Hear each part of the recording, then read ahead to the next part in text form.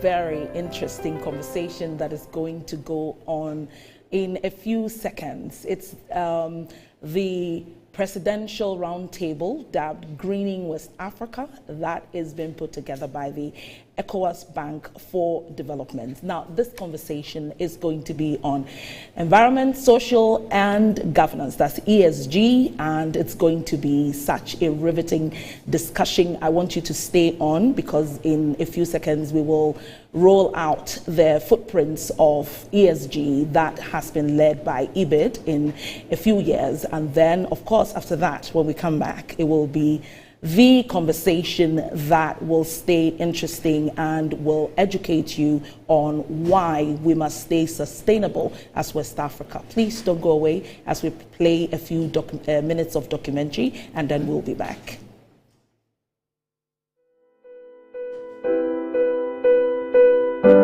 We are West Africa's premium bank for investment and development. With over 40 years' experience, we are the only development finance institution that covers all 15 member states of ECOWAS, continuously driving developmental projects in the West African sub-region. For decades, we have tackled socio-economic challenges through our financing of programs that cover diverse initiatives for the sustainable development of member states. We provide financing for regional and national projects across priority sectors such as infrastructure, agriculture and climate resilience, industry and agro-processing, healthcare and education, transport and logistics, water, ICT and energy. We are a key driver of transformation, effecting positive change in the present for a future resilient, enabled and resourceful sub-region. We operate in Benin, Burkina Faso, Cabo Verde, Cote d'Ivoire, the Gambia, Ghana, Guinea, Guinea-Bissau, Liberia, Mali, Niger, Nigeria, Senegal, Sierra Leone, and Togo. We have deep roots in innovating technology and growth. We initiated the African Biofuels and Renewable Energy Fund, ABREF.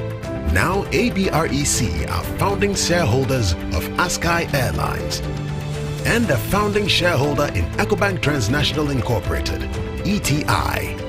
We have and continue to enable key projects through our public and private windows with successful projects such as creation of the cement factory in Kagblelen by Diamond Cement Company, Guinea.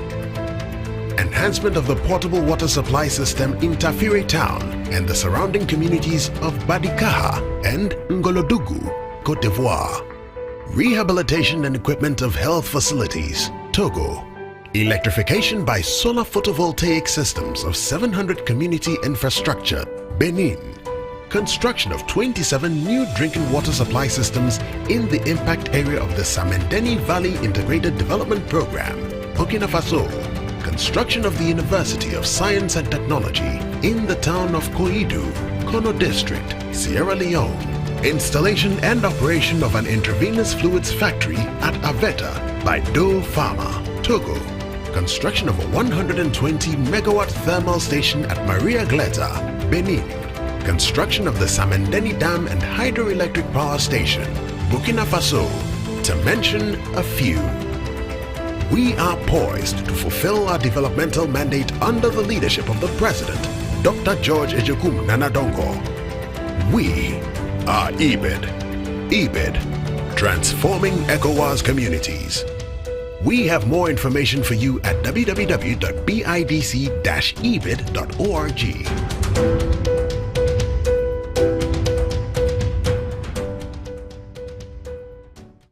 In case you just tuned in, you're watching Metro Television and we are having the presidential roundtable. It's ably brought to you by the ECOWAS Bank for Development and of course with the very leadership of Dr. George Ejekum Donko, who is the president and chairman of the board of directors of EBID.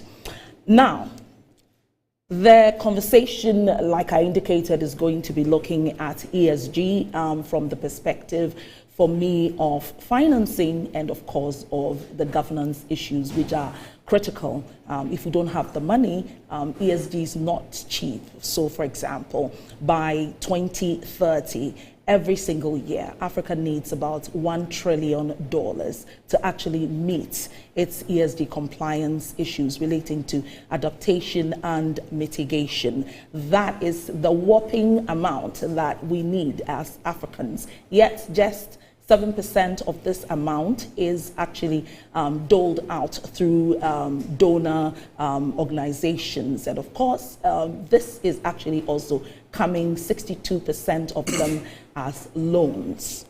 So there are a couple of challenges that we need to deal with. We need to know what our challenges are, and then based on that, we profess solutions. The real issues are that our macro environment do not look stable enough, and those who actually have good regulations like South Africa, like Morocco, are actually attracting some of these great funding. And so we will need, as West Africa, to position in these two areas, governance and, of course, issues relating to finances. And I'm excited to have ECOWAS Bank actually supporting to make this conversation possible. And the president and chairman of the board is here, Dr. Ejekun Donko, to set the tone in terms of give us a general overview, and then the conversation will begin. Welcome, Doctor. Thank you very much, Odilia. Good morning, distinguished ladies and gentlemen. Ladies and gentlemen, distinguished panelists, our viewers around the world, it is my honor and delight this morning to welcome you all very warmly to my first in a series of pivotal, high-level, roundtable discussion on the topic Green West Africa. We have met here not only as leaders and experts in our various disciplines, but we also met here to actually address very important issue. You all know that West Africa is endowed with natural resources and vibrant cultures, and West Africa is poised, to succeed. But this responsibility or this aspiration doesn't come on a silver platter. We actually need to actually manage our resources properly, create jobs, and also, address all the challenges that we have to be able to come to that level. Not forgetting the fact that we need to also protect our continent. The African heads of state and governments, along with global leaders and various stakeholders, just last month met in Nairobi on the inaugural African Climate Summit, which was held around 4th to 6th September 2023. Now, this summit recognized the importance of addressing climate change, bearing in mind the African vulnerabilities and its potential to lead climate solutions. The Nairobi Declaration also underscored the importance of global collaboration to reduce emissions and to fulfill climate finance commitment. The same summit, you recall, that also addressed or called for the need for what we call equitable global governance, debt relief measures, and of course the other challenges to come on board to be able to ensure that we stay in the rightful position as Africans. Ladies and gentlemen, the summit actually committed themselves to green industrialization and also sustainable agriculture, and furtherly the need to also transit from emission to renewable energies. For the ECOWAS Bank for Investment and Development, that is your bank, ECOWAS Bank has over the years fulfilled its mandate by actually financing impactful projects and programs, venturing into areas like renewable energy to support sustainable agriculture.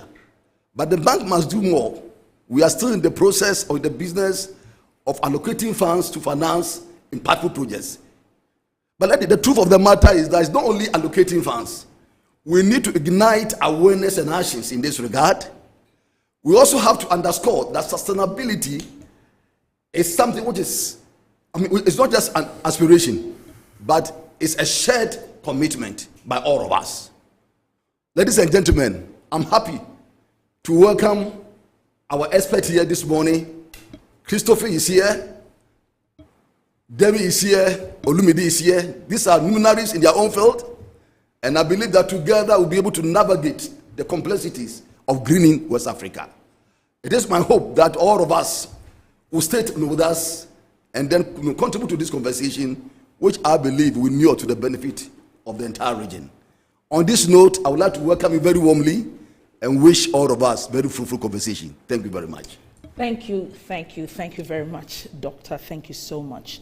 So, like Doctor was trying to help me with the introductions, I will start with you, Dr. Derry. Dr. Derry is the Director for Environment and Climate Change at the Ministry of Environment, Science and Technology and Innovation. Innovation is critical for Ghana. He's a lawyer by profession, so the two of you are lawyers, a public administrator and a certified chartered environmentalist. He has a PhD from the Ghana Institute of Management and Public Administration. Doctor, welcome. Am I missing out on anything that you would want to add? That's fine. You're very, very generous. Okay.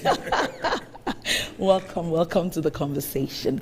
Then to my immediate left is Christophe Cote. Did I get it right? Yeah. My little French reminds me that you don't mention the last letters at the end of every French word. And so it could have been Cotet if you were going to say it in English. Okay, great. You said it very correctly. Thank you. Means my French teacher should be excited. So Christophe is an economist by training. He has a PhD, and his PhD thesis in economics in 2008 was dedicated to the analysis of debt sustainability and debt relief in Africa. He has been working at AFD for 15 years. He's the author of several publications on Africa and other geographies, that's notably India, and led the writing of an atlas on Africa published in 2020. And as a geographer, atlases make me excited, and so I'm happy that we share something in common. Now, to my very good friend who is from a country that has all the population and sometimes all the money. To you, Mr. Olumide Lala, you are devoted, you've had a devoted career in helping business leaders and governments find solutions to global challenges on climate change, sustainable financing, and capital markets infrastructural development gaps. You've also been responsible for driving the development of green bonds in Africa, with a particular focus on managing partnership programs, policy advisory, and market structures. I'm excited to have you join the conversation as my brother from Nigeria. Welcome. Thank you very much. Great. This morning, all of us have been having some exhilarating conversations on why it's important to have ESG as a focused area for everyone. I'd like to open the floor for all of you with the same kind of question to basically find out from all of you how, from your various fields, you're supporting West African countries to transition green growth that will promote the use of sustainable natural resources, encourage job creation, and improve economic development. So I'll start with you, EBID, Doctor. Definitely, your focus really is providing the financing. Maybe you'd want to start the conversation from exactly how this has been going on from the perspective of West Africa. Thank you very much, Odilia. Thank you once again, distinguished panelists. Let me start by, giving a little background about the ECOWAS Bank for Investment and Development, so that our viewers would appreciate where we are coming from. The ECOWAS Bank for Investment and Development is the regional financial institution owned by the 15 ECOWAS member countries. I think that the countries are very clear, and there will be no need for me to mention the names. The bank actually started as a fund in 1979 as the then ECOWAS Fund for Cooperation, Compensation and Development. And so from 1979, it started operating as a fund. Remember that the ECOWAS was founded around 1975. So the bank was also established about the same time. The underlying, objective of this bank or of this fund was to actually finance development projects and programs in the area of energy, infrastructure, education, ICT, health, and so forth and so forth. I'm sure our viewers know about the bank. Now, from 1979 up to 1999, as I indicated earlier, it operated as a fund. By 1999, the authority of heads of state and government of ECOWAS actually saw the need to actually transform the fund into a bank in order to enhance its financial resources and to make it more relevant to the needs of the economies of West Africa. So in 1999, the bank metamorphosed into, the fund metamorphosed into a bank under the name the ECOWAS Bank for Investment and Development. And it has since operated as a bank from 1999. And we have two windows, the public sector and the private sector. Now, the private sector, we deal with all the organization, all the companies, enterprises within the ECOWAS member state. And in terms of our public sector space, we deal with governments. So that's the way we have been operating over these years. As I speak to you this morning, the bank has invested almost $4 billion across the various sectors of the economies of West Africa. Now, coming back to our topic. Doctor, over what period of time? That is when we started as a bank. Okay. Now, coming back to our topic, our conversation this morning, ESG is very, very key to the bank. And of course, all forward-looking institutions in recent time are now also coming out with ESG policies and procedures. Because if you don't do that, you will not attract international recognition. And so as a bank, we have also put in place ESG policy. And right from the origination, from the appraisal of all projects, remember that I said earlier that our projects cut across infrastructure, energy, ICT, health, technology, and so forth and so forth. Now, in recent time, a lot of attention has been paid into ESG, that is renewable energy. We are all transiting from fossil resources, solar. Now we are moving to renewable resources like solar, wind, electric power. Because the reason is that the world is trying to manage, climate very well. Climate change is all over the world now, and therefore, as a bank, right from the very origination, we ensure that our experts are on the ground to actually go along with the technical people in appraising the project. In looking at that, we look at the environmental, the social, and the governance impact of whatever project that we finance, either for the private, in the private sector or in the public sector. The idea is to ensure that at the end of the day, the environmental impact of the projects have been clearly fulfilled. Because remember that our lenders also require ESG, compliance report from us. Yeah. Not only by ensuring that right from the origination, we take ESG seriously, but after even the projects have been implemented, we have to go occasionally. In fact, in my bank, every 3 months, we have to be on site to assess and evaluate or measure the impact of ESG on the project to see whether the impact of the ESG goals that we set ourselves to do from the beginning have been fulfilled. And so as a bank, we take it very seriously, and that is what has actually engaged our attention over the period. Thank you very much for that. Thank you very much also for making this conversation possible, because the education is highly needed. And so I come to you, Doctor, to find out from you how this conversation how this particular issue has been taken from the perspective of regulation from Ghana, and then, of course, the larger lens. Okay, so thank you very much also for the opportunity. And let me congratulate EBID for organizing these discussions around this time, especially the fact that we just came from the African Climate Summit and we are preparing to go to COP28 in Dubai. We also held the Climate Ambition Summit in New York alongside the United Nations General Assembly. So this is the right time to have such a discussion. But globally, if you look at every multilateral environmental agreement that is supposed to assist countries to transition to a green growth or green development, there are three important things that are seen as barriers or that have to be given to developing countries in order to enable them to carry out the transition. The first is capacity, the second is finance, and the third is technology transfer. Now, beyond that, let me be very specific in our context when it comes to maybe West African countries and Ghana for that matter. The first thing for me is to assist this region to be able to first identify its capital assets, account for them, and place a value on them. Because you cannot sell what you don't know.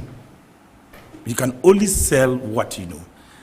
And if you are talking about finance, if we are able to capitalize and understand our capital assets, our natural capital assets, we are able to account for them, we are able to place value on them, it could become a very good collateral for attracting investments. So that is the first thing we need to do as far as this region is concerned. And in Ghana, we are working on natural capital accounting with the Ghana Statistical Service and trying to make sure that we create appropriate accounts so we can account for every natural asset that we have in this country. There's a lot that we have that sometimes we underrate. Let me tell you, if we have to transition to renewables, we need lithium. Ghana has the potential for that. How do we account for this? We even have potentials for green hydrogen. How do we account for this? All these rivers, biodiversity, rich biodiversity that we have. We are part of the Guinea forest zone of West Africa. All these things are potential assets that help when it comes to decarbonization and also preserving environmental integrity. So we need to first understand this. And How long is it going to take to collect this data with the Ghana Statistical Service? Because I don't want us to leave and miss out on that. So what we are doing is that because the environment is large, we are looking at sector by sector. Okay. So we are currently dealing with energy statistics, and then we are looking at environmental statistics. We will go into other sectors, water, forest, and others. You know, it has to be a gradual process, and that's what we're doing. But it's a very important thing that we need to do. It's the kind of support that countries within this region need, and then we need to work with that. Unfortunately, we are working with some of our partners from the development partners community to work on to get this done. Beyond that, once you are able to place a value on what you have, and you can market that, you can now attract investments. And to attract investments, this region, we need to support them to be able to develop what I call bankable green projects. There are quite a number of pipeline projects that we have in the system, but how do we turn them and make them bankable? How do we make sure that they meet the criteria that is set by the funding agencies in order to be able to qualify? Another important thing when it comes to finance is how do we de-risk green investments to make them attractive and provide the needed incentives? These are very critical. And that is what we are doing. We are currently working with the Ministry of Finance in Ghana with support from Global Shield to develop insurance for climate, interventions and things like these are just to create incentives and also provide buffers that will kind of de-risk green financing. So that is very important. Now, beyond that, technology. How do we assist this region to get the needed technology? Sorry, before you go into the conversation on technology, I'm interested in reporting. Yeah. Because reporting standards will also be able to give us. That was going to be my finances. fourth point, actually. Sorry, in Ghana they'll say technology I'm transfer. scooping the soup from the food. I know. And I know you have always been interested in the environment, so I'm not surprised about that. So how do we get technology transfer? So for example, we have potential for green hydrogen, we have potential for lithium, we have potential for solar. In fact, West Africa has the sunshine for almost about 9 or more hours in a day. I mean, more than any other part of this world. So how do we harness this? But we need technology to be able to harness this. So we need to work on getting the technology. And how do we do that? We need to ensure that those who are keeping the technology, those who are patenting the technology, ease or grant access to countries such as West African countries, so that we can access these technologies in order to transition to a green economy. And then the fourth point, which you mentioned, how to comply with standards. In Ghana, we had a very interesting reporting system known as ACOBIN some years ago, where industry was expected to report on how they were sustainably managing the environment when it comes to their businesses and their production processes.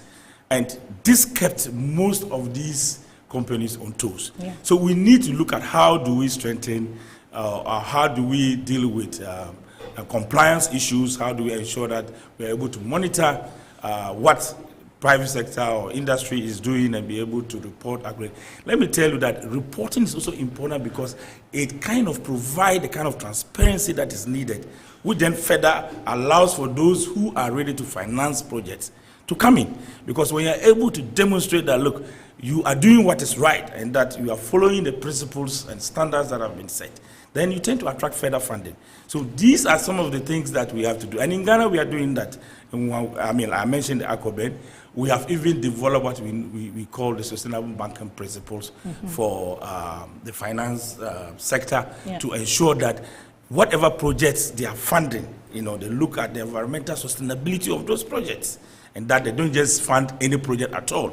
I don't want to mention certain sectors for the purposes it might even derail some of the discussions. But that is what we are doing, and we are working very hard as a country and with some of our peers, neighboring countries. We are learning examples from our neighbors. For example, Nigeria has been able to issue green bonds. How can we do that in Ghana? Of course, we do appreciate the fact that currently the fiscal space might not be conducive for the issuance of green bonds, but definitely in the near future it is possible to do so.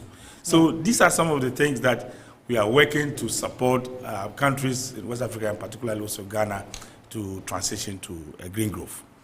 I will come back to you on how listed companies, for example, could be brought into the reporting system, because that is where a country like South Africa started from, and then there was a ripple effect, and almost every country now wants to do the right things because they know that if they do not do a proper reporting, it's likely that they will not get the needed funding that they are looking for. So I'll come back to you on listed companies and how we could use that as the starting point. Christophe, so the Agence Française de Développement Group funds, supports and accelerates the transition to a fairer and more sustainable world, focusing on climate, biodiversity, peace, education, urban development, health and governance. So far, your team across the world has implemented 4,300 projects. How has this gone to help with job creation, with improvement of the economy, and of course, looking at green growth? Thank you, Odelia, for the question. And maybe if you allow me, I will start by thanking EBID for the invitation. And I must say I feel at home because really we feel like a sister company to EBID. We are also a public bank.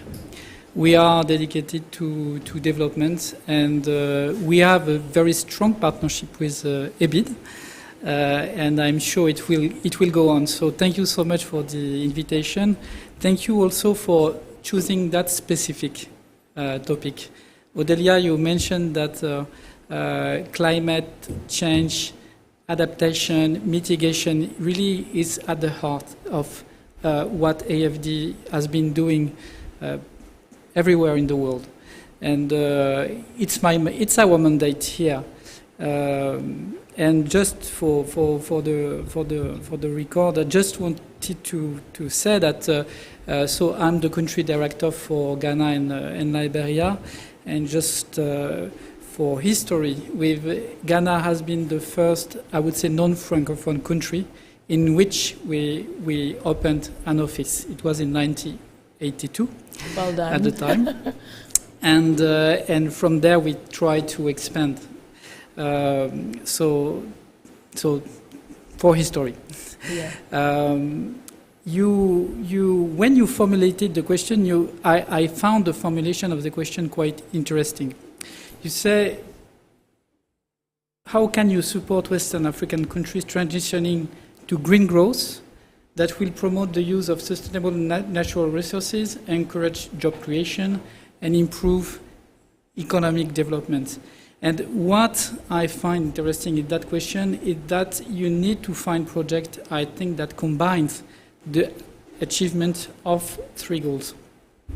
Because my main message actually is that most of the time there is, I would say, limited contradiction between promoting adaptation or mitigation to climate change and green growth, and I would say prosperity.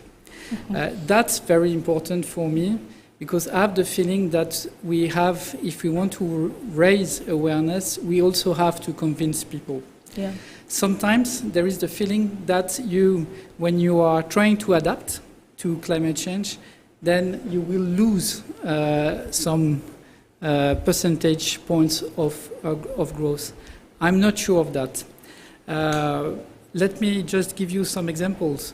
When you are limiting floodings in cities because the rainfalls are becoming erratic, then I think you are promoting the well-being of people there. When you are promoting resilient agricultural practices, I think you are promoting the well-being of farmers. When you are promoting, and Peter, you were mentioning solar, etc., I think you are promoting future growth, really. And I would say that for me, it's really important that we find ways to combine prosperity and fighting against climate change. So that's my main point. And maybe a second point. So how we do promote and what we do in the different countries where we are. Mainly we are a financer, a bit like EBID, a development financer, meaning that we bring finance, we try to bring cheaper finance than what you can find on the market. Then the French government will, in a sense, subsidize those financing. And then we also try to find very interesting projects that contribute to climate change adaptation and mitigation. But I would say our contribution is, while I find it really important, is still a small contribution. And for me, I feel part of a larger family of banks, and EBID is one of them, of a large family of public banks that are really, I think, financing that transition. In Ghana, we have many public banks, actually, and I think that's one strength of Ghana, having a number of public banks that are focusing on green growth. So I hope that our contribution is useful. What I am really interested in is, in a sense, mainstreaming the idea that financing green growth is good for Africa, for the world, I would say. and shared that opinion and shared those activities with other public banks. Thank you very much, Christophe. So, did you want to make some quick comment? Yes. So, thank you very much, Odelia. Let me take this opportunity to express, on behalf of EBID, our profound sense of gratitude to AFD. They have been our strong partner. Well, I mean, one of our strong partners over the years. They first extended about 50 million euro to us, for which we also on-lent to the SMEs, some of them for agriculture, fertilizer, and all those things. As we speak now, they're just about to make another 100 million euro available to us, and we have gone far with the credit, papers. Very soon we are going to sign, and so I just want to underscore the significant role that AFD is playing, of course, in West African region, not only West Africa, but of course also enhancing climate, resilience within the sub-region. So thank you very much. I just wanted to put this across. Thank you. Okay. So much. Great. Thank you. Mr. Olumide Lala, you were part of the team that successfully implemented and also got Nigeria its first green bond. I'm interested in you bringing the conversation from the financing perspective and what the opportunities that exists. And since you've been able to do it first, you perhaps should be able to educate all of us on how you did it. You were telling me how treacherous it was, how you did it, and how this can actually be replicated on the sub-region. First things first, thank you very much for having us. Let me join my colleagues here in congratulating the EBID in actually starting this initiative. It's extremely important because, like they say, a journey of 1,000 miles starts with the first step. And unless we start having conversations like this, all we will do is just talk about the problems and challenges all day long. And one of the risks, obviously, of being the last speaker is that everybody else seems to have said everything that you want to say. However, in answer to your question, and I think it's important to speak to solutions, because that's basically what takes us forward. I mean, I was just this morning, I was having a comment on my school's website about Nigeria and some of the things that we're doing, and one of my colleagues turned around and said, so what is the solution? So I like to start with the solution. And as you said, because we had been part of actually creating the bond, the first African, in fact, the first sovereign to be certified against the climate bond standard across the world, not just Africa. We've had many countries that have issued green bonds, but none were certified against the climate bond standard. Now, just to give you an indication of how stringent that is, only 27% of bonds, green bonds issued globally are certified today against the climate bonds. So it was a very, as I said, treacherous but painful journey. It took a while. But the beauty of that is that other people that we speak to don't have to reinvent the wheel. Yeah, they learn from the mistakes and the challenges that we have. So it makes it a lot easier. Incidentally, I was having a conversation with the Department of the Debt Department, the Ministry of Finance, in 2019, 2020, just before the pandemic in Ghana, when in March the finance was your positions were refinanced in London, and we're looking to actually issue a green bond in Ghana, and suffice to say, obviously that never happened. We ended up with a green loan. But the one thing I will say is that, speaking to what you were saying and what my colleagues here with the money can do, is that it starts with actually building an effective and a verifiable list of eligible projects for green. It's one thing to say Africa needs $1 million, $1 trillion, whatever number you want to throw at it. Yeah? My position, and I always say this to people, when you get the money, what are you going to do with it? Unless you can make sure that the project is eligible based on the criteria that are set or need to be set, either bilateral, through contractual agreements or global standards, unless they're bankable, yeah, they're dead in the water. So the money can sit there, the money will never connect. However, one of the things that we can do, and this is part of the conversation you said in terms of even within Nigeria. And we subsequently issued a green bond, for instance, for Access Bank, which was also the first corporate bank in Africa to issue a green bond. When we started with a list of projects which we thought were green, by the time you applied the criteria to it, it whittles down very quickly. And all of a sudden, where you thought you had this big portfolio of projects that could connect to green finance, and just for the purpose of those, and I know we talk about climate change, we talk about green, and it's become so mainstream now, we assume everybody knows what we're talking about. The difference between a green bond and a normal bond, or vanilla bond as we say it, is what you actually finance. And by that means it has to finance what we consider to be eligible for green financing and green assets. There are certain criteria, sector, subsector, that allows you to meet this, thresholds and all of that stuff. Yeah? So you need to meet those thresholds for it to be green. Now, suffice to say, in finance, we are all about returns, first and foremost. Yes, we need to green. However, we're beginning to realize that our the inability or reluctance, if you will, to green in the past has actually created more risk for us in the future. So in fact, it's actually good to go green than where we sit today. And I'll tell you why.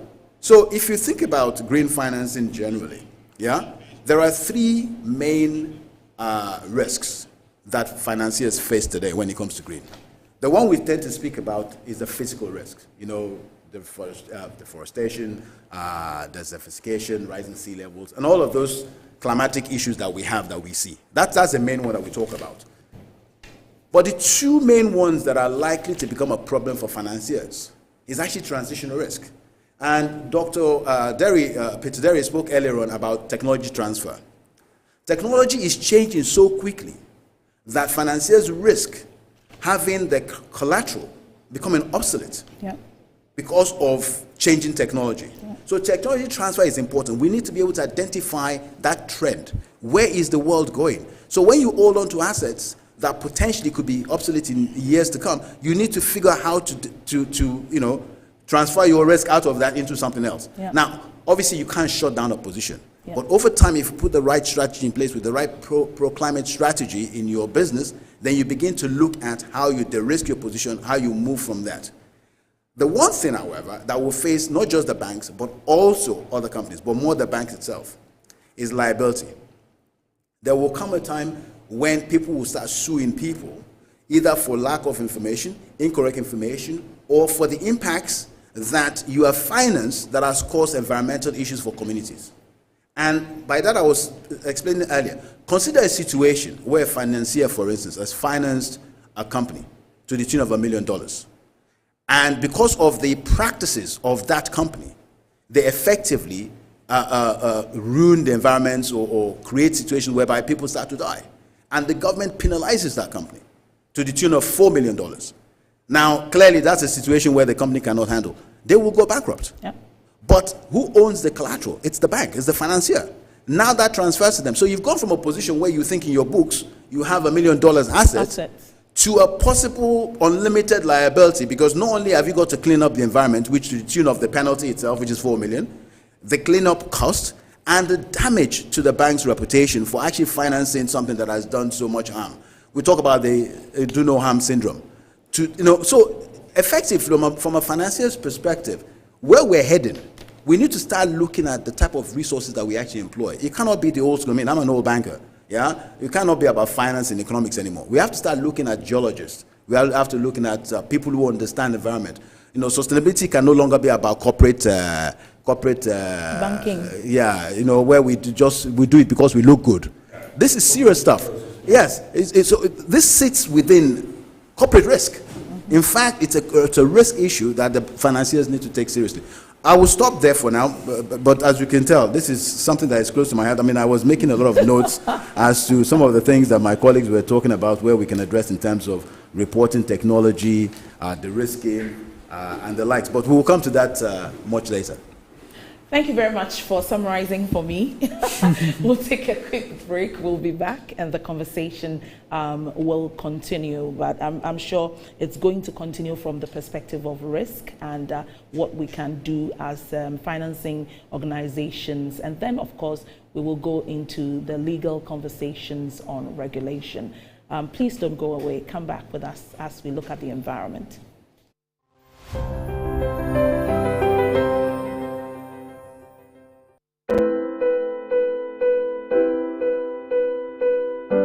We are West Africa's premium bank for investment and development. With over 40 years' experience, we are the only development finance institution that covers all 15 member states of ECOWAS, continuously driving developmental projects in the West African sub-region. For decades, we have tackled socio-economic challenges through our financing of programs that cover diverse initiatives for the sustainable development of member states. We provide financing for regional and national projects across priority sectors such as infrastructure, agriculture and climate resilience, industry and agro-processing, healthcare and education, transport and logistics, water, ICT and energy. We are a key driver of transformation, effecting positive change in the present for a future resilient, enabled and resourceful sub-region.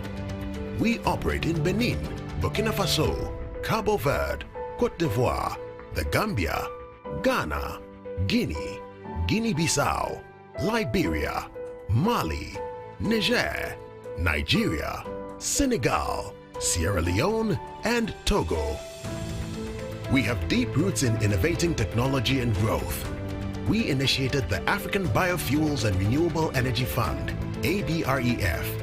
Now ABREC are founding shareholders of Askai Airlines and a founding shareholder in EcoBank Transnational Incorporated, ETI. We have and continue to enable key projects through our public and private windows with successful projects such as creation of the cement factory in Kagblelen by Diamond Cement Company, Guinea. Enhancement of the portable water supply system in Tafire town and the surrounding communities of Badikaha and Ngolodugu, Côte d'Ivoire. Rehabilitation and equipment of health facilities, Togo.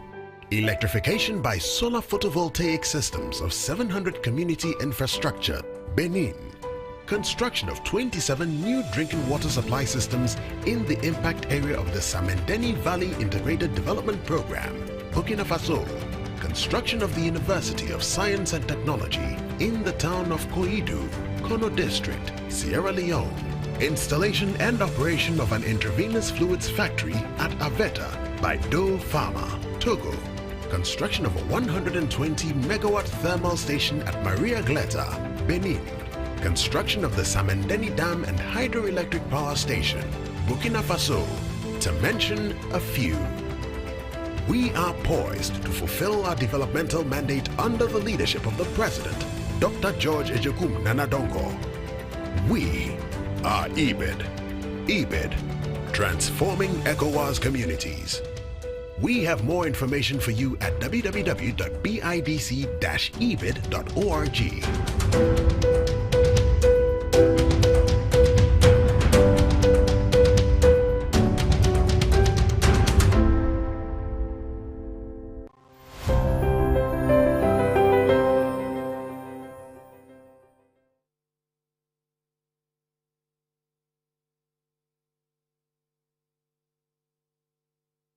Social and governance issues that has been ably put together by EBID under the presidential conversation that is roundtable that is going on.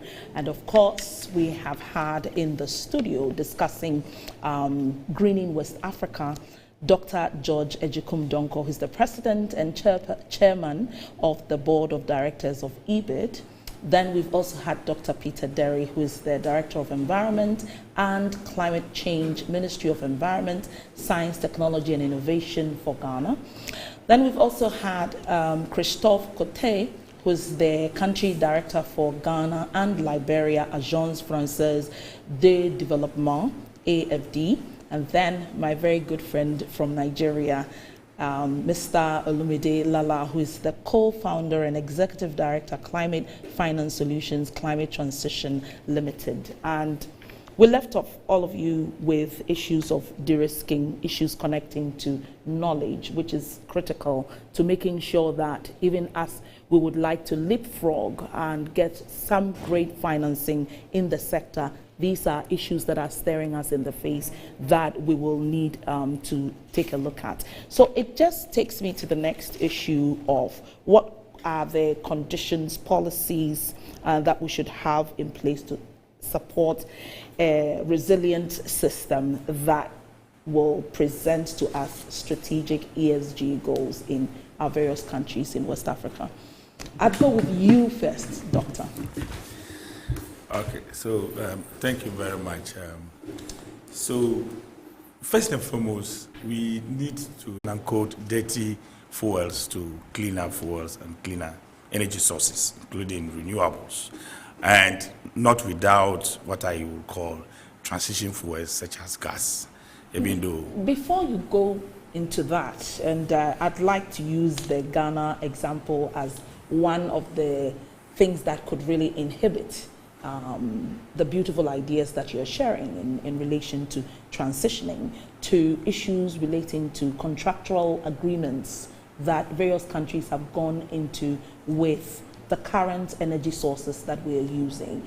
So, for example, I've interviewed several ministers of energies who have said that one of the biggest challenge they have when it comes to energy transition is the fact that Ghana has gone into some contractual agreements that requires the use of the current energy sources that is making it difficult for the transitioning. And so in the past, we targeted that by now, we should have been even doing 10% of transition energy sources in the mix. But it seems that we cannot get there if we don't check the sort of agreements that we have entered into. So perhaps you may want to quickly comment on that so that other West African countries can take a cue from that in relation to contractual agreements that may inhibit their fast movement.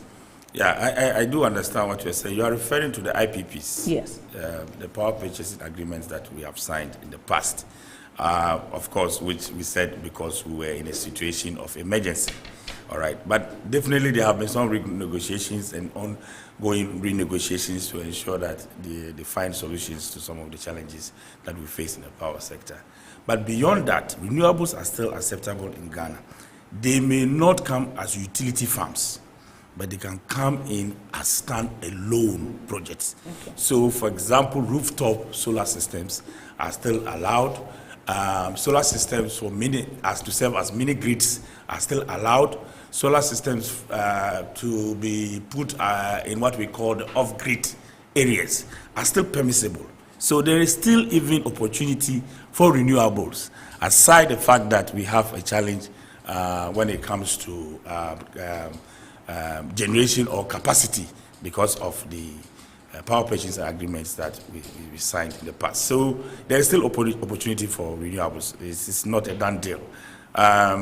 In any case, the projections from the Energy Commission and the Ministry of Energy shows that our current demand for energy in the next 5 years, if you look at our capacity, the installed capacity that we have, as against the projections for demand, it's going to equalize.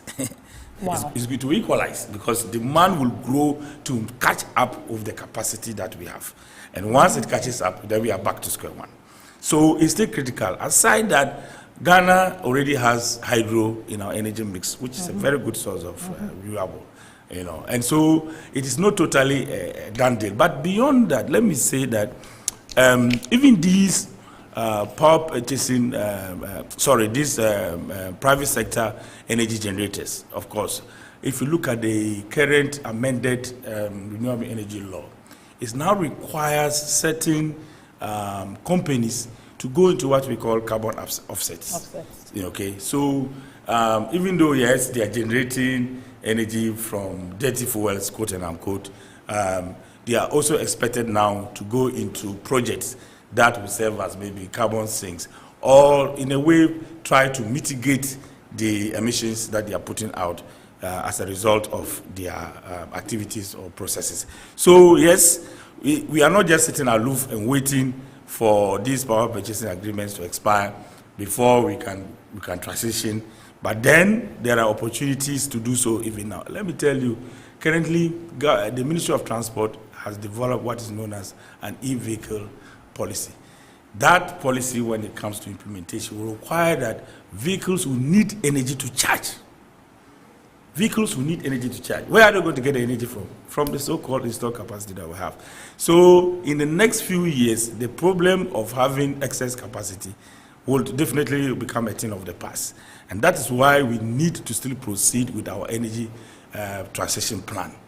Now, beyond that, we are also looking at renewable energy, for example, for household chores, cooking, and the rest of it. So apart from just electricity generation, there are other aspects of energy. Yeah. Even if you talk about vehicles, vehicles need energy to run. And these energy sources are not coming from the power purchasing agreements that we have signed. So we can still transition. But we must also remember that even transition in itself is a process. It is not an event. And so what you need to do is to identify the low-hanging fruits, those that you can start with in the near term, in the mid-term, and then you gradually proceed to the long term. And I think that is exactly how our energy transition plan has been designed. Thank you very much. Thank you so much. Christoph. So maybe if I have something to say. Yeah, I had wanted you to add up when everybody is done. Since you've got the money. The money man. You and Christoph, you have the money. Yes. I wanted to find out from you, especially when you have done some work in India as well, in terms of collecting data. What are some of the best practices in transitioning, and of course in the ESG space that we could pick as learnings in West Africa? Okay, thank you. I'm not a specialist, but let me share some ideas. Yes. I would say. Really, Peter, you started with the idea of strategy. And I think the first thing it takes is a vision, actually, and to know where to go first, I think. And from there, you can start to adjust, for example, regulations. You were mentioning e-vehicles. What we want today is to have e-vehicles produced in Ghana. Or you need to have the regulations in place to produce such kind of products of vehicles, etc. So at least you want to have regulations that are not detrimental to what you want to achieve.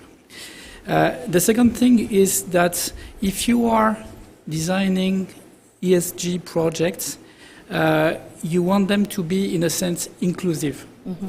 And that goes back to what I was saying in the first place, meaning that we should find ways to promote fight against climate change and prosperity.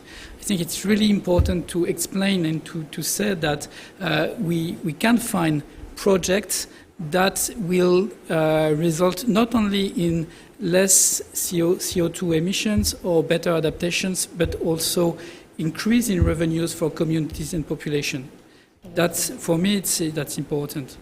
Maybe and I'm looking at the president here.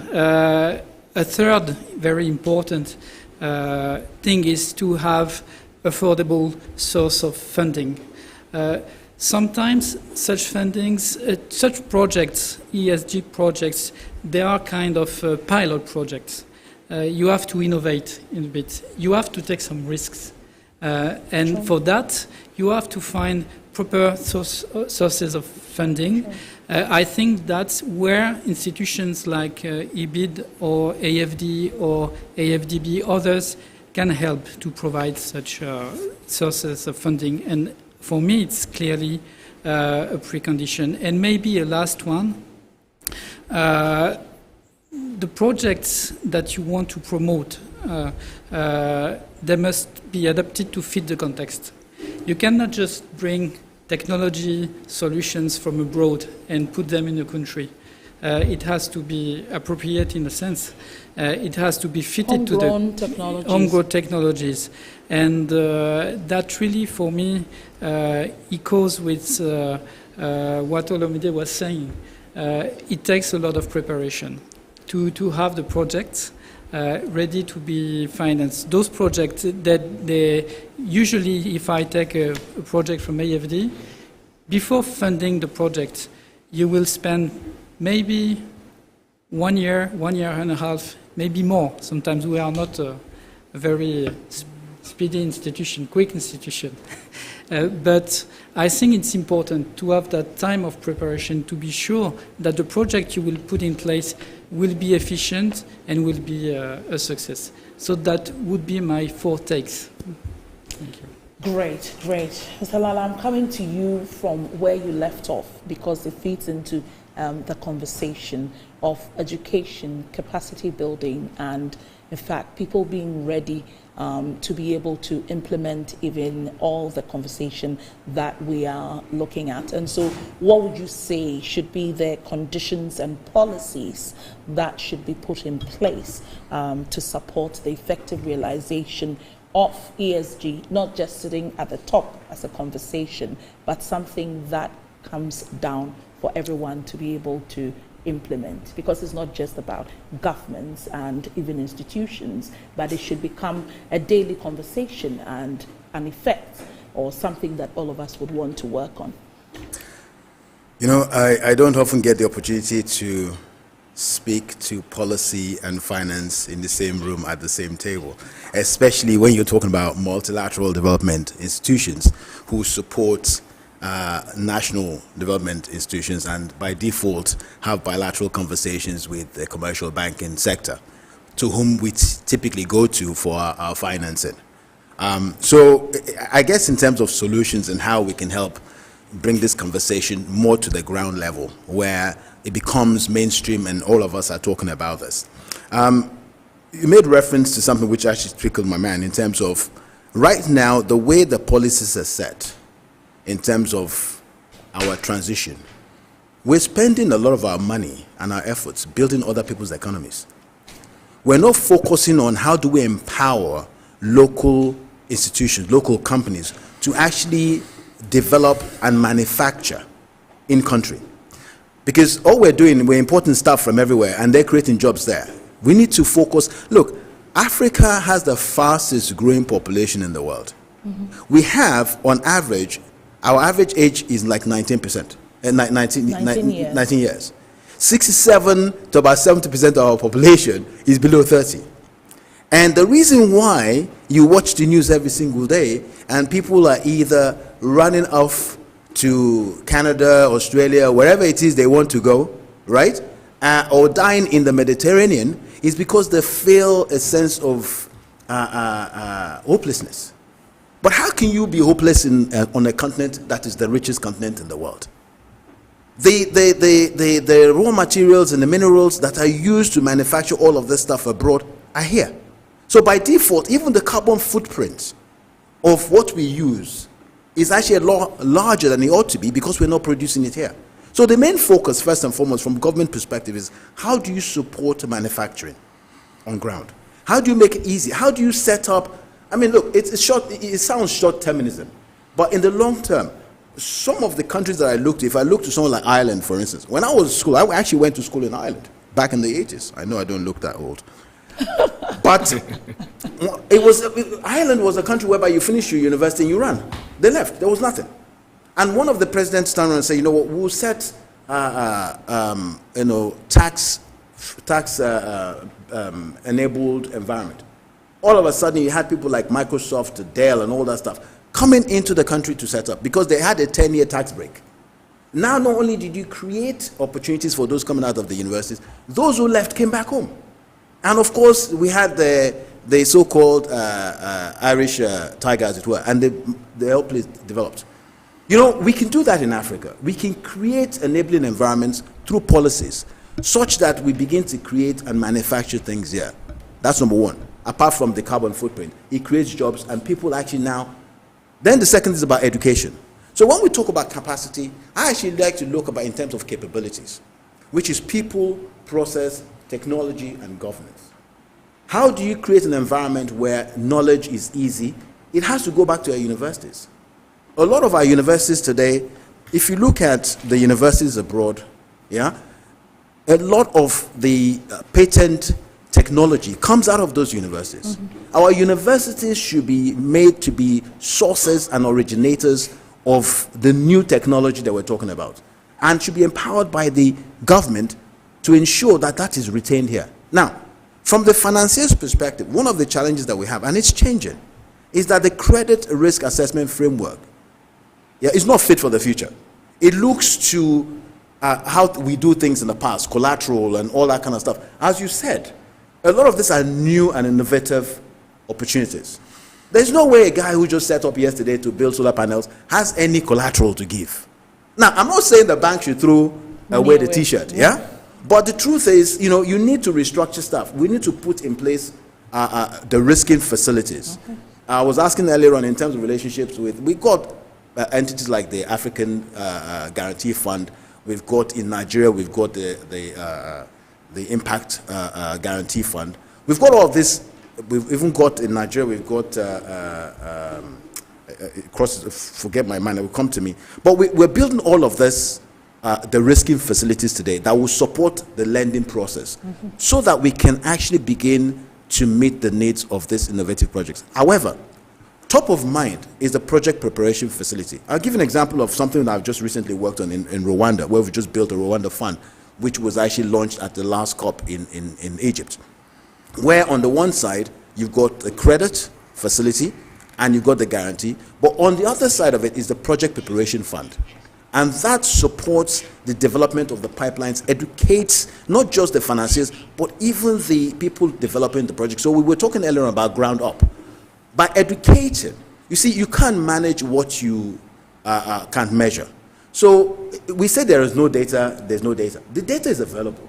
But the question I'll ask is, when was the last time a bank contacted the Ministry of Environment for information on any lending they're likely to do? So collectively, we need to start connecting data portals, because right now we work in silos. So there's a need for us to work together. And just to close, you made reference to the African Climate Forum or Week in Nairobi. Actually, and the African Development Bank has been very forefront about this. They partnered with GFAN, and of course it's collaborative to everybody, to set up the African Financial Alliance on Climate Change. Right. That speaks to 5 pillars, and I'll stop with that. But this is more important: learning and leadership. Yeah, awareness and leadership. It speaks to education, capacity, getting information out there. But also it talks about data. Why data is important, but it's comparable data that we can all use, connecting the sources to every portal there out there. It's a big project. I mean, I used to do technology-enabled transformation, but you know, it's massive. But once you have the data, it's easy to have things in real time. Then when you do that, you build the right policies and regulations around that. It is at that point you can do proper risk management. And I guarantee you, it's a long-term strategy. But once you do that, it becomes a lot easier to then to mobilize funds and connect finance to projects. Thank you very much. Now you can have a good conclusion and show us where the money is in the bank. Thank you, Delia. So let me thank my colleagues for actually coming out with all the important ingredients that we need in this whole conversation. Now, from the bank's perspective, Olumide mentioned the issue of new businesses.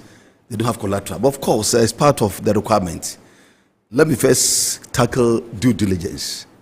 It is important for us to actually, from the beginning of the project, examine whether all the components meet the requirement of the bank in terms of funding. So, of course, whether the business is new, unfortunately, we don't finance set-up businesses. As a bank, we don't do that.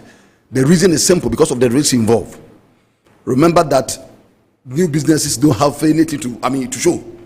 And so we would recommend that for new businesses, you may resort to some of the local small banks. But of course, a bank like ours, with a huge capital and with huge, intervention, I think it is very important for us to actually take due diligence seriously and to ensure that all the components of the projects comply with the relevant policies and procedures of the bank. Now, having said that, let me come to the transitioning that we spoke about. Peter mentioned what the government is doing. I think that another point we need to bear in mind is change of mentality and practices. Let me say that tradition is the worst enemy of civilization because it has no regard for current knowledge. You see, for example, funding, renewable energy projects has a lot of benefits. And of course, we can do that by actually building or constructing infrastructure, climate infrastructure, facilities. For example, there could be a policy that all those who are, if you are building a new house, you will need to apply energy efficient technologies, energy efficient appliances. This should be a law. And so it should not be left in the hands of individuals to decide whether I should do this. I think it's one of the practical ways of ensuring that climate, initiatives actually come to stay with us. So probably we need to do that. Not only education, we also need the partnership, the public-private partnership. The government has to partner with investors. He has to partner with, financiers like us to be able to actually have a standardized policy regarding, ESG. For example, it should be a clear policy that if there is the way that we want to go, then it is incumbent of everybody to comply. It's incumbent upon organizations and other societies to comply with that. So the point I want to raise is that the PPP government actually partner with all the stakeholders to promote sustainable, development, in our region is very key. Probably what we also need to address is the risk component that Peter mentioned. There is a whole perception in terms of race. Social and green investors, they think that our society, our region is very risky, and therefore there's the need for us to find a way of more or less changing their perception about some of these things. And so we need to look at it holistically if we really want to make an inroads in this area of our conversation. As I said, the government has a part to play, financiers have a part to play, and the individuals, of course, also have a part to play. So this is what I want to say about the transition. We need... Gentlemen, we've got to go for a quick break okay. and then we'll be back. Fine. I know all of you have interesting things to say. We'll take a quick break, just a blink, and we'll be back.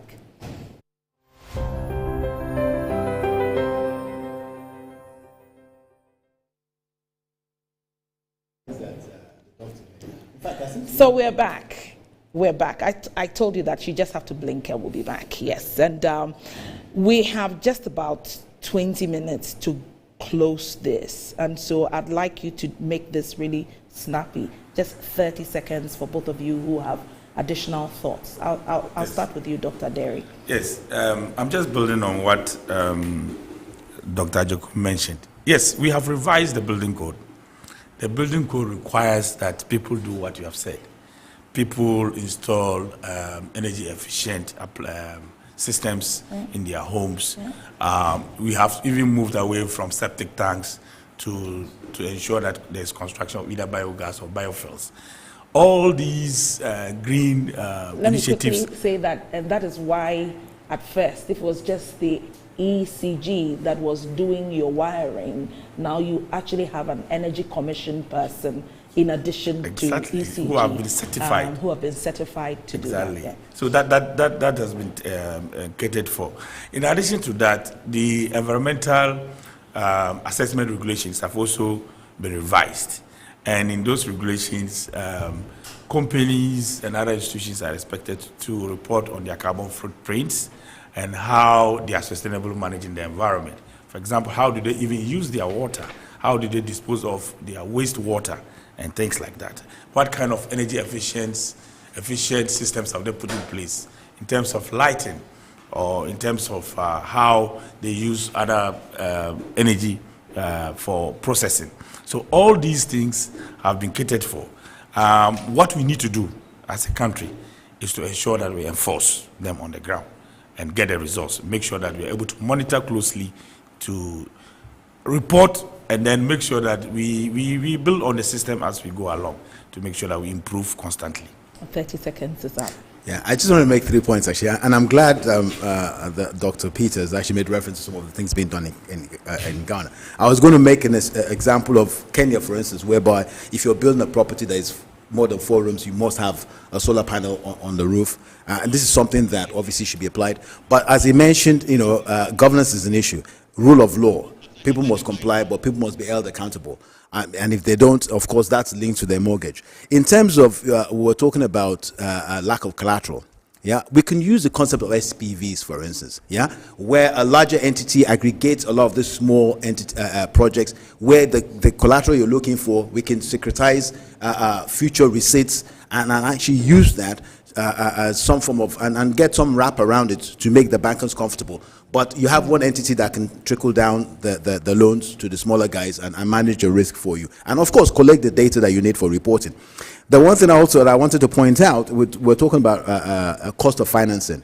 You talked about risk and perception. Would you believe that it's actually, even though the risk in some cases is actually less on the African continent, it's 5 times more expensive to raise capital in Africa than it is in America, and 8 times more expensive than some of the richest European countries. And you have to ask yourself why. It's the same money. And this is why we took a lot longer to come out of the COVID financing than they did. They were getting 0% in some cases, whilst we had to buy the risk at a higher finance. But we'll get to solutions around there in a minute. Thank you, gentlemen. We are going into the conversation of energy transitions, and it is actually the biggest chunk of or the contributor to where we are currently, for which we even are having environmental, social, and governance conversations. And so I'm interested in finding out from you and, of course, from the government side how we can effectively fill the gaps to improve access to affordable energy supply. It's affordable. For instance, onshore wind costs currently is $59 per megawatts. Yet, and then of course, solar PV costs $79 per megawatts. And meanwhile, the cost of coal is $109 per megawatts, $109. And so the potential is there to use wind, to use solar energy, and so what effectively can we do to make sure that it moves from just mere rhetorics to really happening on the ground? Christophe. Yes, so that's a critical question, I suppose, for all West African countries. We have been financing quite a lot of energy infrastructure. To say it very quickly and simply, you must first have a focus on quality and efficiency of the transport and distribution of electricity. This is something, when you think about energy, very often you think about producing energy. You have that challenge also of transporting energy. You have that challenge of distributing energy. Sure. And you have that challenge also of collecting the payment from the client in the end. All that, I suppose, involves a lot of investments. Mm-hmm. And so, for example, we have been working with Gridco, which is a dear partner, to finance the transmission line connecting Kumasi to Burkina border. And the idea is to modernize, in a sense, the grid. You also want, I suppose, to promote reliable sources of energy. So obviously we would like to see more of solar, because what you said, basically. I think today solar is cheap. Yeah. Solar is cheap. Yeah, it is. And that's a question I think we have not only in Africa, everywhere in the world, of what we want to do with solar. If you go in China, if you go in the US, you will see solar booming, really. Between, I would say, solar, the idea of having more solar, and the idea of basically bringing electricity produced by solar, there is a critical challenge that nobody is talking a lot, which is that solar energy is intermittent. Sometimes during the day you have electricity, during the night you don't have electricity. That is, and I'm not a specialist, but I've been telling so, it is a huge challenge. If you want to bring solar in an energy system, you have to build smart grids. That costs a lot of money. That's, I think, are the main challenge, but I think these challenges, honestly, these are challenges that will be faced by Western African countries soon. On that, I think the logic of EBID, the logic of having a bank at the level of a region is a very interesting source of financing, because basically countries are trading electricity between one another, and you want to connect them. You want to have a system which is at the regional level. So I think a lot of good things are already in place. You just need to push them, and I think a lot of donors really are ready to finance such projects. Thank you very much, Christophe. And this time, when I say we are taking a break, it's a real break. You don't need to blink. When we come back, the rest of you are going to share your thoughts on the energy mix and how we can actually grow green and quicker, because we need it for the developments that we require as West Africa. Please, let's go for a quick break. We'll be back.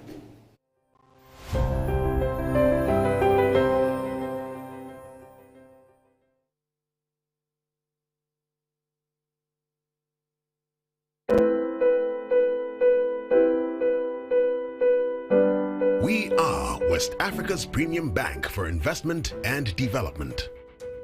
With over 40 years' experience, we are the only development finance institution that covers all 15 member states of ECOWAS, continuously driving developmental projects in the West African sub-region.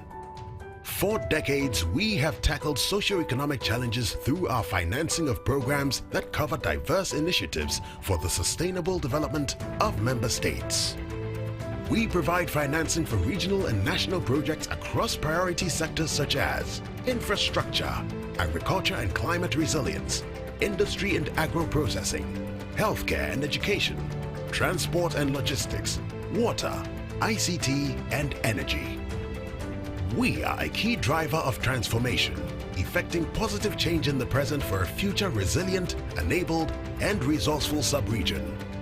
We operate in Benin, Burkina Faso, Cabo Verde, Côte d'Ivoire, the Gambia, Ghana, Guinea, Guinea-Bissau, Liberia, Mali, Niger, Nigeria, Senegal, Sierra Leone, and Togo. We have deep roots in innovating technology and growth. We initiated the African Biofuels and Renewable Energy Fund, ABREF. Now ABREC are founding shareholders of Askai Airlines and a founding shareholder in EcoBank Transnational Incorporated, ETI. We have and continue to enable key projects through our public and private windows with successful projects such as creation of the cement factory in Kagbelen by Diamond Cement Company, Guinea. Enhancement of the portable water supply system in Tafire town and the surrounding communities of Badikaha and Ngolodugu, Côte d'Ivoire. Rehabilitation and equipment of health facilities, Togo. Electrification by solar photovoltaic systems of 700 community infrastructure, Benin. Construction of 27 new drinking water supply systems in the impact area of the Samendeni Valley Integrated Development Program, Burkina Faso. Construction of the University of Science and Technology in the town of Koidu, Kono District, Sierra Leone. Installation and operation of an intravenous fluids factory at Aveta by Do Pharma, Togo. construction of a 120 megawatt thermal station at Maria Gleta, Benin, construction of the Samendeni Dam and hydroelectric power station, Burkina Faso, to mention a few. We are poised to fulfill our developmental mandate under the leadership of the President, Dr. George Ejekum Nanadongo. We are EBID. EBID, transforming ECOWAS communities. We have more information for you at www.bidc-ebid.org.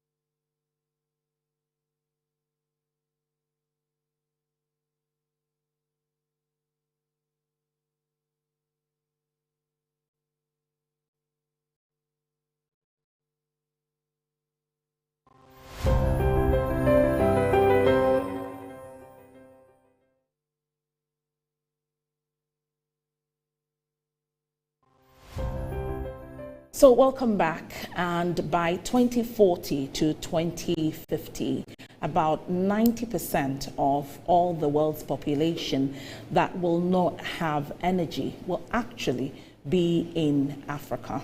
And that is not a palatable information that all of us would like to hear, but it's quite realistic. And so the next conversation that we're looking at on transitioning quickly and also being able to have affordable energy in order to grow faster than we actually expect is what we are looking at. And therefore, I'd like to go to one of the countries that currently has or houses some of that biggest challenge, Nigeria.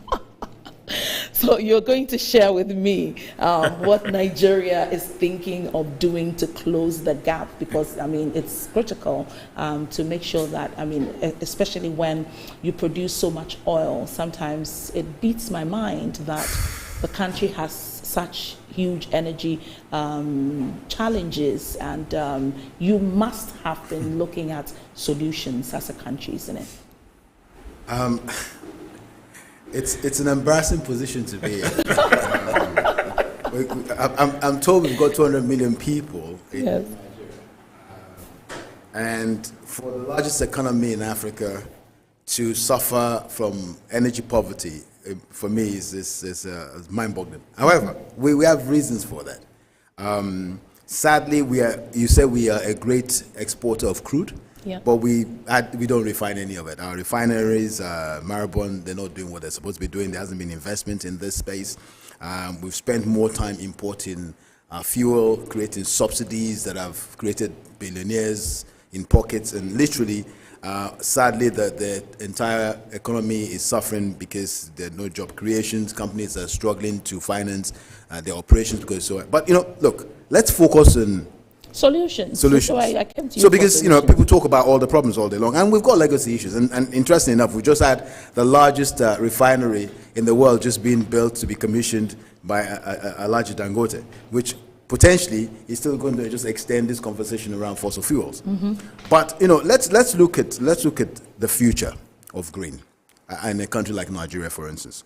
There are three aspects that Christophe mentioned in terms of promoting energy transition: production, distribution, and payment collection. Mm-hmm. Let's just start from the premise that I'm not interested in developing the Chinese economy or the European economy. So this idea of financing imported solar panels and batteries and all that kind of stuff is not where I see it. Yeah, we have the potential. I mean, I said to somebody, and I bring memories up now. I said to somebody the other day that if we in Nigeria, for instance, the East, were able to build ammunitions and bombs and tractors during our civil war in the 60s, what does it take to build batteries? Yeah, so it's a case of we've got a company building cars in the east of in Nigeria. Yeah, normal cars. We'll talk about EVs, for instance. Even the government, should be making policies to say that we are buying from those local companies, not importing Toyotas and Mercedes from other countries. It's about, I'm not into what's the word? But you got to look after your economy. Yeah, our balance of payments suffer today. Just to give you some numbers, when I went to school in 1983, right? When I went abroad to school in 1983, the dollar to the naira was $1.50 to 1 naira. $1.50 to 1 naira. Today is $1,000, 1,000 naira to $1. Yeah, and that basically is because our balance of payments has been shifted towards importation. There needs to be an intentional investment strategy around this green energy transition in manufacturing in Nigeria or in Africa. The resources are here. We need to do that collectively. That's number one. You talk about distribution, mini grids. It's very expensive to fund the distribution lines. We don't have to do that. Let's borrow from telco, for instance, right? So you focus where you can in mini grids to get the power. It's all about getting power, right? So get the power there. So let's invest in mini grids, and look to how efficiently and effective the financiers can do that in a more safe environment, because obviously they don't want to lose their money. Payment collection. The telco companies, for instance, struggle with this initially. How do I get payments, upfront or whatever? There's strategies to ensure that you get your payments. We need to deploy that. And we need to also focus on productive energy. So let's look at the businesses that can pay, rather than, we all want residential, but if you think about it, I only go home to sleep at night. The banks are not interested in financing that. That's not where the money is coming from. Let's finance the real economy. The companies that are actually needing energy for operations, they will pay, because the more money they make, the more money they will pay. So let's look at that end part of the economy where we have productive energy production and productive energy use. Then we can think about how to structure instruments, either through the capital markets or through the banking sector, to support that. In terms of collection, like I said, we can borrow learnings from the telco company, how they'll be able to pay upfront and payment. Technology today enables you to tap. So let's be able to do that from a bank's perspective. If you write the right smart meters, I can use my card to tap. The money will go straight from the bank to the telco, to the energy company, and light will come. So we are very smart people. Let's use the education that we've been given to benefit ourselves. And your final point? One final point, and you got me there. And all of a sudden, Maybe that was the final point. I'll come back to All you. right. I'll come back to you for your concluding remarks. Yes. All right. So, Dr. Derry. Christophe and my friend have already touched on how to Mr. minimize transmission losses and losses associated with operations. So it means that once that is done and you increase the energy mix, more renewable energies into the grid, then definitely the cost of energy will come down for households and also for industry, because you have dealt with the losses that are currently increasing the cost. So that is the first point. But in Ghana, we are doing very well. We have tried to, first and foremost, try to do some reforms. We've changed some transformers and bulk station distributed. A lot of equipments have been changed in there just to improve the system. And I know ECG is also doing a lot when it comes to the collection part to improve there. Once those things are put in place and you increase renewable energy in the energy mix, then definitely the cost will come down. That's number one. Number two is the fact that we have to prepare very well as we try to transition to renewable, especially solar. We've talked about batteries, and Christophe, you mentioned how to store energy, because the energy is not going to be there 24 hours, because once you get to the evening, then of course you wouldn't have solar energy. And so you need to store energy. And I'm happy that Ghana is developing a lithium policy, to see how we can quickly tap into our lithium resources in order to manufacture batteries. And once the batteries are manufactured here, the cost of batteries will also go down, and it will make it affordable to the Ghanaian people. The third point is that if you look at our carbon trading agreements that we are signing with countries, one of the areas we are focusing on is renewable energy. And carbon credits come in to subsidize the cost renewables. So scientifically, it is said that it's able to subsidize the cost of production between 20 to about 30%. And so definitely that would affect the pricing also. So pricing would definitely come down, because if companies are able to get funding from the emissions that they are going to reduce, and so they are expected, to channel this also to the pricing of the products that they put out, so that if you get money from the carbon market, you are expected to also subsidize the cost of the product. And then maybe finally, we also need to educate people when it comes to energy efficiency. A lot of waste in the system. People leave their houses, leave their fridges, air conditioners, and so forth on. I believe that when people are educated to understand what energy efficiency is, buy very efficient energy equipments and appliances, and so forth, that will also reduce their bills when it comes to how much they pay for energy. So all these things have to be looked at holistically, to be able to provide affordable energy in this part of the world. Doctor, your additional comments? So I think that, as I started, I spoke about the Nairobi Declaration, which is very important. I think that stakeholders, are committed to ensuring that we accelerate quickly and transit to renewable energy. As a regional financial institution, we are committed to ensuring that we finance climate resilient infrastructure. I'm talking about sustainable infrastructure. I'm talking about public transport. I'm talking about management. Waste management. These are the things that the bank is committed to ensuring. However, we expect all borrowers, all businesses, to make sure that their things are in order before they come to the bank. As a bank, we are also ESG compliant in accordance with global policy. And of course, we must bear in mind that we are all headed towards fulfilling the SDGs by 2030. The SDGs I'm talking about. We know climate and the SDG 13, very important. We're talking about equality, SDG 10. We are talking about renewable energy, SDG 7. These are the things that, as a bank, we are committed to ensuring that these things are fulfilled. So we want to encourage all borrowers, all businesses, to make sure that the bank is for them, and we are ready to finance all projects relating to renewable energy. They should only make sure that their things are in order, and they should contact us. At this, I would like to thank you, for that, and we look forward to receiving a number of applications, and then we weigh and see how best, as a region, we can move forward. Thank you very much. Thank you so much. Gentlemen, we have just about 6 minutes being shared amongst 4 articulate men. So let me quickly say that our concluding remarks will be on the opportunities for smart technologies. I'm really interested in that, especially for agriculture, and how we can make this a reality in the country. If you think your policy, you can talk from policy perspective, from investment perspective, and all. I'll give you the last minute, the last bit, and then we'll close with you. So, Christophe. Thank you. So, brief.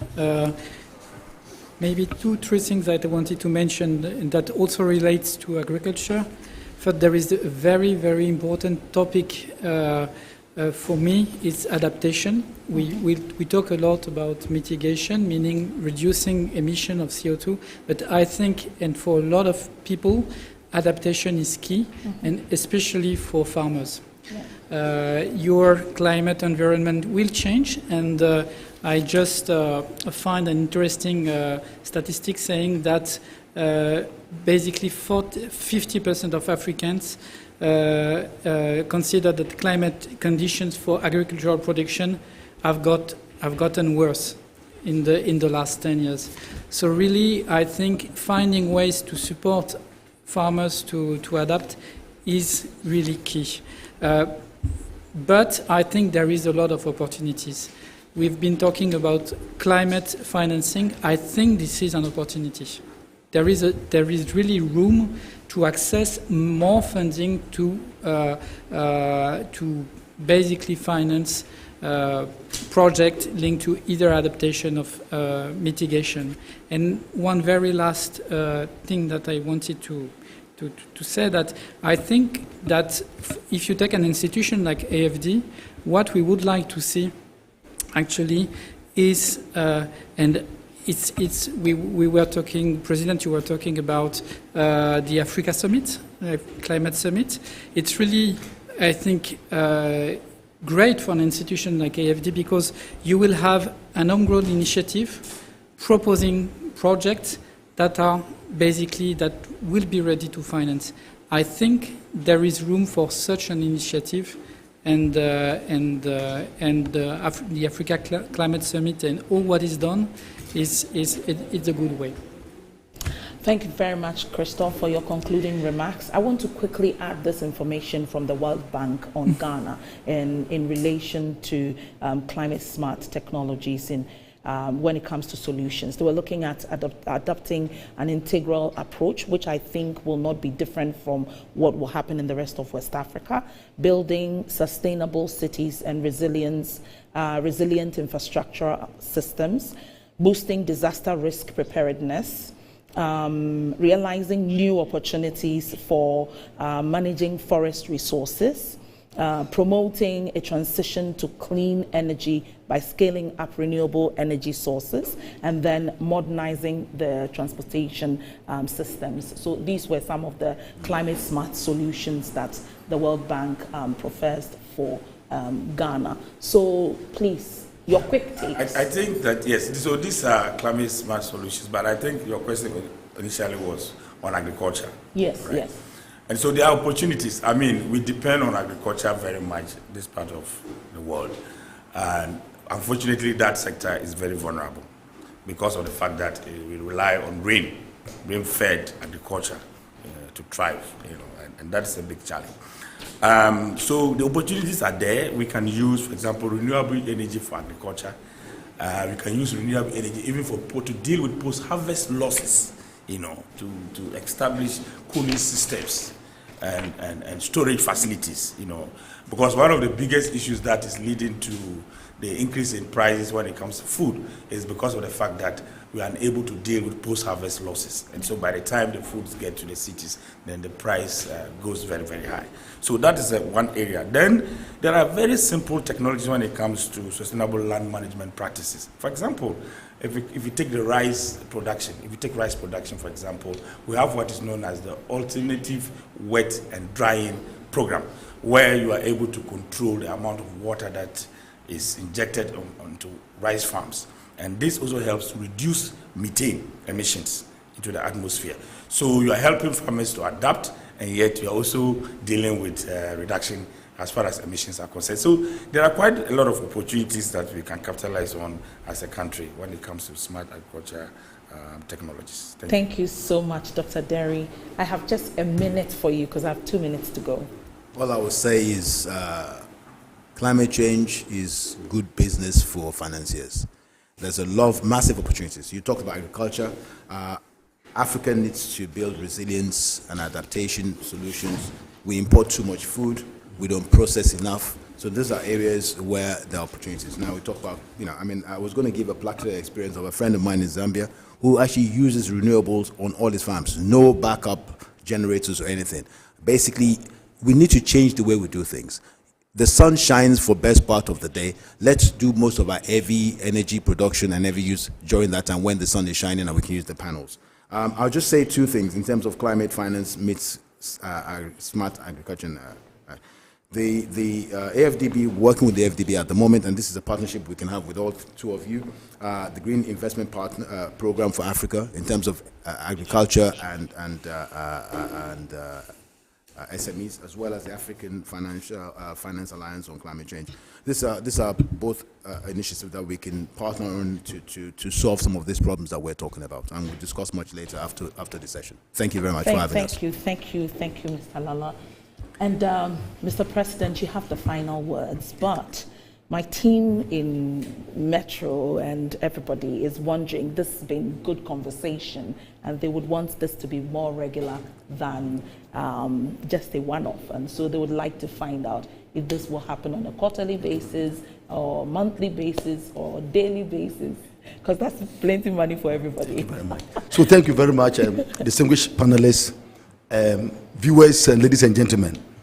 Let me conclude by saying that the challenges that we face as Africans and the solutions are all in our hands. True. One professor said that everybody is the cause of 75% of his or her problem. He said, if you succeed, it is your fault. If you fail, it is your fault. True. I think that talking about climate change, the solutions lie with us as Africans. We must do everything.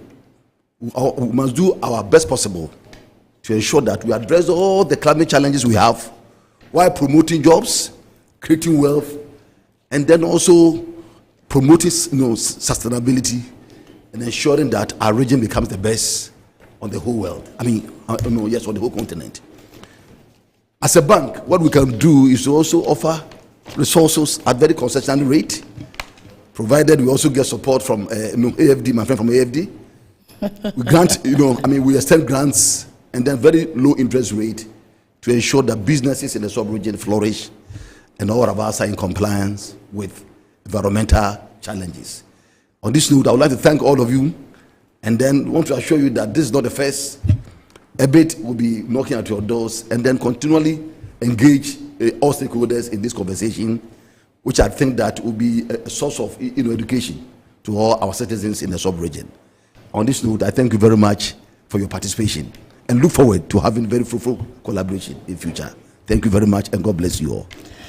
My name is Odilia Ntiamwa, and I am the Global Director for the Oxford Africa Women Leadership Institute, and we support women-led businesses with access to finance, access to technical support, and access to markets. And I must say that we are creating actually the first Africa's green branding hub in Ghana here, and it's because we realize that many people are actually using materials that are plastic that actually do not serve green purposes to package their items, and so it will be great to also work collaboratively with all of you.